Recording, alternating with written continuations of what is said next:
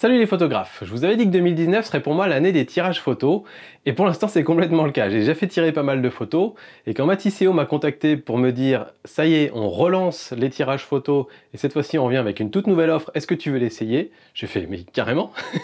Donc on va voir aujourd'hui en quoi consistent ces nouveaux tirages de chez Matisseo, et est-ce que ça change la donne ou pas.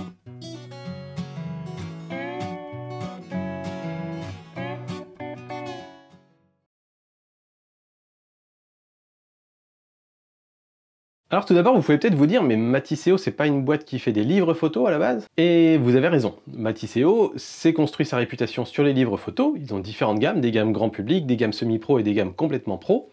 Et ils excellent dans ce domaine-là. Donc Matisseo avait essayé de faire des tirages par le passé, ça n'avait pas forcément marché aussi bien qu'ils le voulaient, donc ils avaient arrêté, et là ils reviennent, et en fait ils remettent en place une stratégie qui est assez similaire à ce qu'ils ont fait sur les livres photos, mais avec les tirages, et je trouve ça plutôt une bonne idée. Alors pourquoi c'est si compliqué pour une boîte de se lancer dans les tirages photos? Déjà parce qu'il y a énormément de références, en fait, on se rend pas compte, mais il y a tout plein de types de papiers différents, il y a des dizaines et des dizaines de sortes de papiers différents, lesquels on choisit, lesquels on met de côté, est-ce qu'on laisse des options de le faire ou pas, mais si on laisse des options pour avoir 15 papiers différents, est-ce qu'on peut être excellent pour les impressions sur tous ces types de papiers ou pas? Donc quelle est l'exigence de qualité qu'on peut avoir vis-à-vis de nous-mêmes dans ce genre de situation? Et ça c'est que pour les papiers, parce qu'il y a aussi les supports qui sont différents, il y a aussi les formats qui sont différents, il y a aussi les finitions qui sont différentes. Donc vous voyez qu'avec tout ça, si on a 20 sortes de papier, 4 types de supports, et encore c'est pas beaucoup, 15 formats différents et 4 types de finitions différentes, j'ai pas fait la multiplication, mais on arrive à quelques centaines de références quand même. Et comment on peut être extrêmement bon dans toutes ces références-là, sans forcément faire du travail à la main qui fait que ça va faire des coûts très élevés pour le photographe?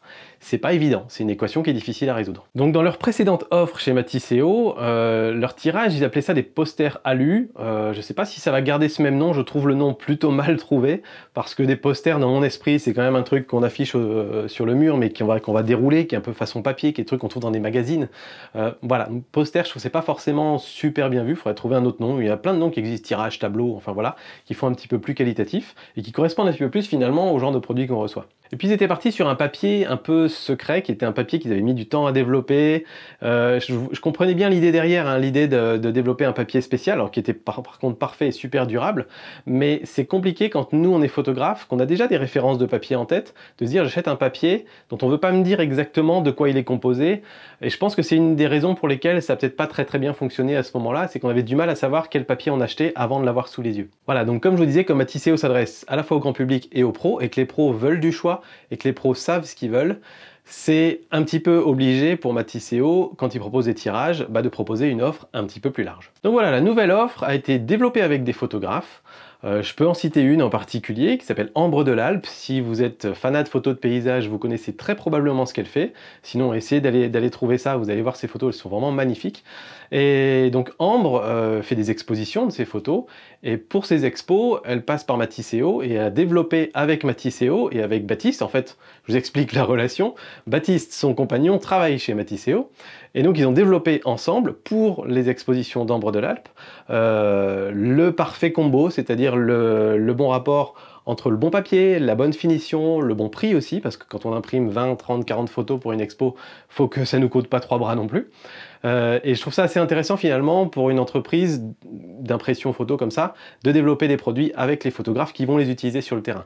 Donc en fait voilà, cette nouvelle gamme, faut la penser comme ça, elle a vraiment été pensée pour les personnes qui veulent exposer leurs photos. Ce qui veut pas dire que pour vous mettre chez vous, ça ne marchera pas, au contraire, mais ça veut dire qu'il y a quand même des standards assez élevés, notamment en termes de durabilité. Donc voilà, pour résumer, Matisseo a voulu faire un truc simple, on ne se prend pas la tête avec 50 options, mais on les a quand même, et c'est simple dans le processus. Quand on va sur le site, on a le truc de base, et ensuite on peut rajouter tel type de papier, et ensuite on rajoute la finition, et puis c'est fini. Voilà, c'est très simple, et les options apparaissent tout de suite. Et puis l'idée de Matisseo est d'essayer de faire un prix juste, qui leur permet quand même de faire de la qualité, mais qui soit quand même abordable, et notamment compétitif aussi par rapport à des sites qui sont déjà installés. Alors ça donne quoi les tirages?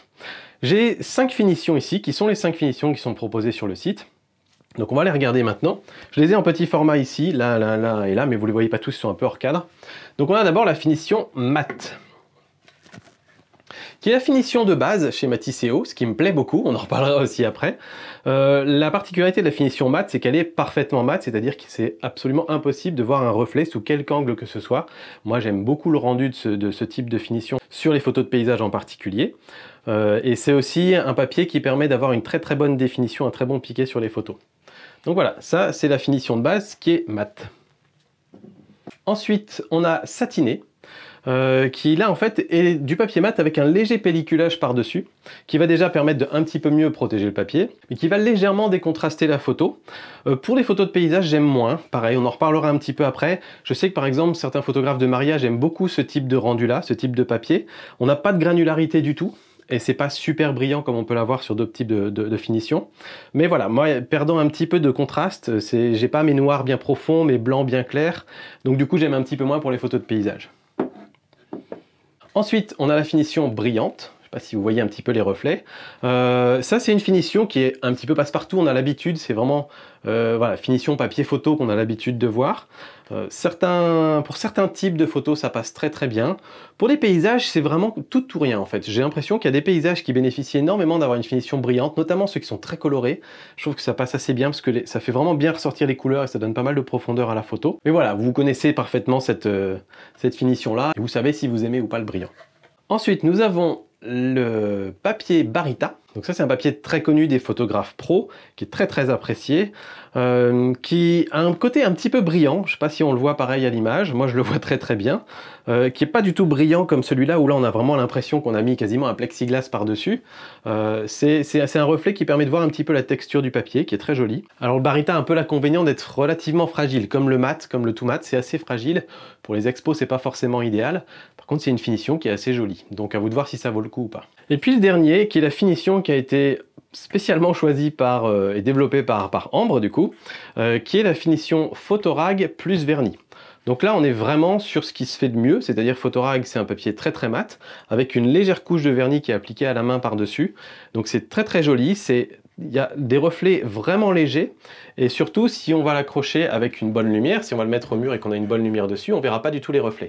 Par contre, l'intérêt du vernis, c'est que ça va venir à la fois créer une très légère texture, mais qui est plutôt jolie, et surtout qui va venir protéger votre papier. Si vous faites beaucoup d'expositions, c'est ça qu'il vous faut, c'est exactement ça. Si vous aimez les rendus mat, en tout cas, si vous aimez les rendus mat et que vous faites des expos, c'est le papier parfait pour vous, et c'est celui que du coup Ambre utilise maintenant pour ses expos, et je comprends pourquoi, parce que le rendu est vraiment superbe. Et pour information, c'est ce papier-là qui a été utilisé sur le grand tirage qui est là aussi, et qui est juste magnifique. Moi j'aime beaucoup ce rendu. Si on parle de format maintenant, Matisseo a décidé pour l'instant de se cantonner à 3 formats, le format carré, le format 3,5 et le format 16/9. Merci d'avoir regardé le format 16/9. Je compte plus le nombre de sites où on peut tirer ses photos et qui proposent des formats prédéfinis dans lesquels le 16/9 n'existe pas. Et je trouve ça dingue parce qu'on a énormément de photos en 16/9, en tout cas quand on fait du paysage, mais même tous nos écrans sont en 16/9. Donc à l'époque du numérique, on a quand même tendance souvent à retoucher quand même pas mal de photos en format 16/9 et je trouve ça juste dingue qu'il y ait plein d'imprimeurs qui le fassent pas. Donc c'est bien que ce soit dans les formats de départ.